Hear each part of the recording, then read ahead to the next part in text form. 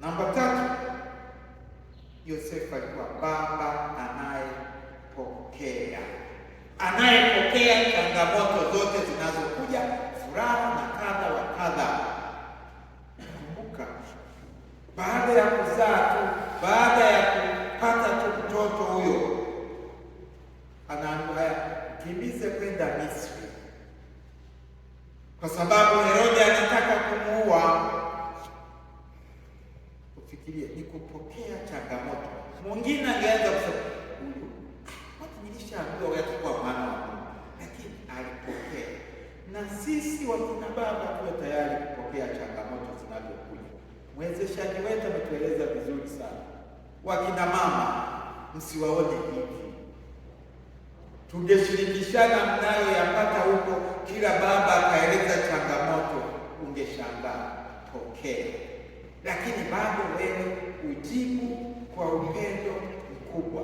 Labda hiyo inaweza ikawabadilisha.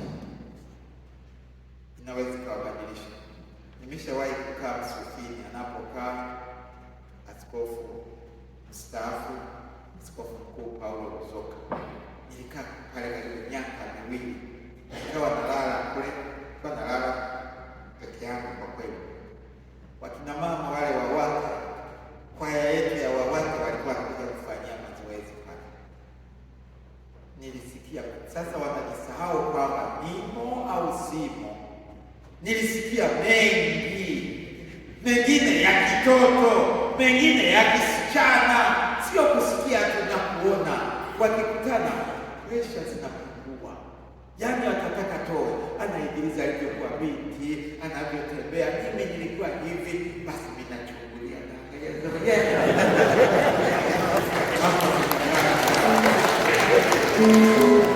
wanayo mengi. Tusipowapokea kama walivyo, madhara ulishasema huyu ndio mwenzako, unaweza ukabadilisha hata 10, 20, 30. Na ujue yule the first choice ndiyo huyo mwenyewe. Yaani ukianza kusema sasa hivi na mchana na huyo anayekuja, unaweza kusema mbona ufanye kama alivyokuwa kufanya mama fulani? Inaweza ikawa ni shida. Hebu vumiliana na huyo. Kama mmevumiliana miaka 10, mnaenda 15, wengine mna 30, hivyo nashindwa kuvumilia miaka 15, 20 tu iliyobaki. Kwa hiyo endelea kuvumilia kweli, mpaka uje utue mzigo huo. Walikuwa wanasema wazi, kama ingekuwa kuna ruko kwamba baada maisha yajayo mtarudiana, hivi wangapi mngerudia hao wakazee? Yaani kila mmoja angelalamika ibadilishe, labda mwenzangu ndio mwingine inaweza ikawa afadhali. Hapana. Kumbuka kule kwetu jionee mwenyewe, kulikuwa na mzee mmoja, alikuwa kweli naona anaishi. Nikaja nikamsifia dada na familia yako. Baada ya kuwa familia yako, akasema Father, ninavumilia mengi. Alivyonihadisia, amebeba furushi, lakini anamvumilia yule mke wake. Nikaja siku nyingine nikakutana na mwanamke, nikamwambia mama hapa, akasema la, muone huyu mzee namna alivyo, ni hatari, nimevumilia mengi. Na yeye akaniambia tuvumiliane, upokee mambo namna yalivyo, vumilia. Wako wanawake wengine anaweza hata kupiga mwanaume Pepsi. Hiyo Pepsi umetoka wewe. Anaweza kukutukana, anakwambia kwani na wewe ni mwanaume, vumilia, tumwambie mama fulani tumetoka mbali.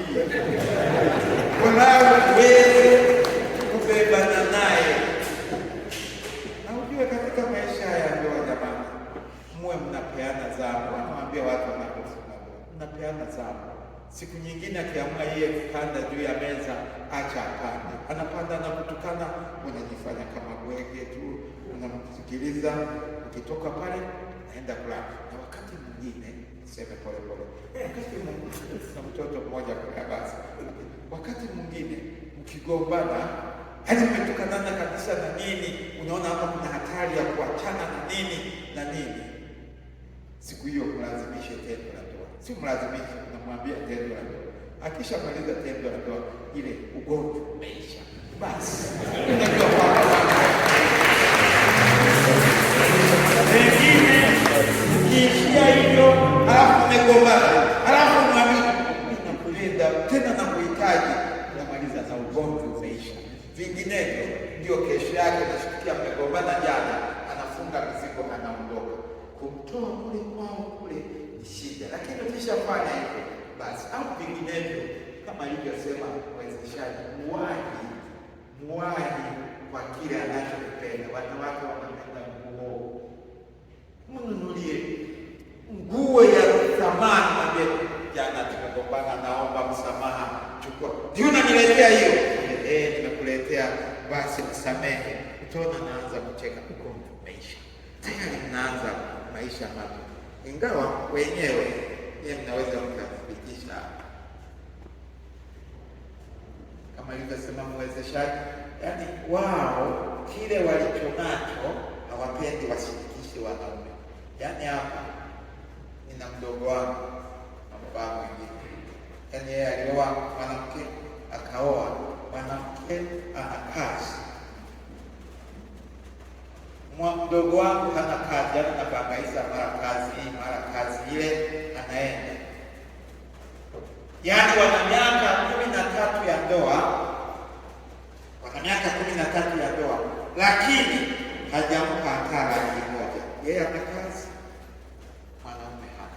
Hata ilipokuja wakati fulani kwenye masuala ya kifamilia, namwomba hela, kumwangalia ni safari yako, pata safari yako. Mbaya zaidi, sawa hawajapata mtoto, labda yeye inamfahamu changamoto na nini. Mbaya zaidi, mama yake na yule, tuseme mama yake na yule shemeji yake anampigia mdogo wangu, anamwambia naomba hela, na shida. Na yeye akamwambia mimi sina hela, unajua sina kazi. Akasema acha kusema hivyo, mbona mtoto wangu amesema hela zote, mshahara wote anakupa wewe? Tena kashangaza, mimi ndio ananipa hela zote. Mshahara wote akasema anakupa wewe. Akasema yaani nikwambie, hanipi hata shilingi. Wako wanaume ambao walao wake zenu wana kazi, lakini hapati hata shilingi.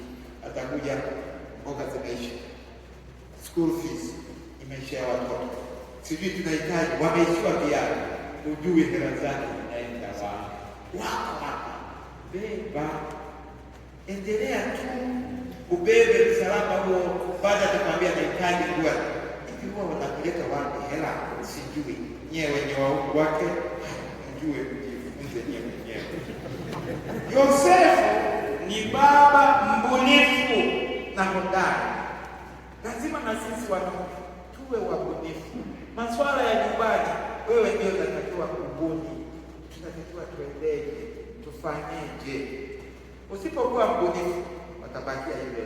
Na ikitokea shida za naona hata makochi ameisha, utaki kuchonga, yeye hana ubunifu, anabaki anaangalia kwa alivyoombwa ni kuletewa. Yaani anatakiwa aletewe karibu kila kitu. Tujitahidi tuwe wabunifu ili kuweza kuendesha familia zetu, kuwa viongozi. Lakini sifike mahali ukaachia, jamani, ukaachia familia yako. Amesema wewe ndiwe kichwa cha familia. Never surrender. Endelea tu kwamba wewe ndio kichwa. Basi kata kijitutumua, basi anasema kesho yake wewe unaendelea kuwa kichwa. Kwa hiyo walau fanya.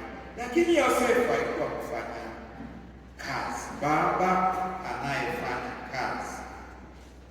Basi na sisi tujitahidi jamani, tufanye kazi, tufanye kazi. Siku hizi kazi ni nyingi, kiunganisha kazi na ubunifu. Fikiria napoishi pakoje, ubadilisheje, fanyeje na nini. Kuna baba utasikia wanamwambia achana na huyu mwanamke. Usingekuwa naye ungekuwa na mambo mazuri, ungekuwa na mafanikio. Kaja kafikiria niachane naye kweli, ubovu. Na yule mama akaja akasikia, watu wanakwambia niachane na alichomwambia, nimwambia mimi siwezi kuachana na wewe, umenizalia watoto wazuri sana. Kwa hiyo tayari na ile chuki ya yule mama ikapungua na kupungua. Kwa hiyo tujitahidi tujitahidi tufanye kazi kama Yosefu alivyokuwa kufanya kazi. Tunaporudi nyumbani siku hii ya leo, tuonyeshe tu mabadiliko kwamba tumepata kitu. Hata kama ulikuwa basi msalimiane naye, fika tumwambie, leo tumefundishwa namna ya kuishi na nini. Maneno mengine huwa hatuyasemi kwa kweli, na hasa unapofikia nimeshakuwa na wajukuu na nini, yaani kumwambia mke wako eti najua mimi nakupenda sana, yaani naona kwamba ni kama wanahitaji hivyo. Hata kuko wababu ukimwambia najua mimi sasa, ule upendo unazidi kwa, yaani nakupenda kuliko zamani, utaona anashinda anacheka na kucheka. Leo hii basi amani anakuanzia. Basi walau baada ya hayo machache, tumshukuru Mwenyezi Mungu kwa zawadi hii, tuendelee kujiombea amani katika familia zetu. Tumsifu Yesu Kristo.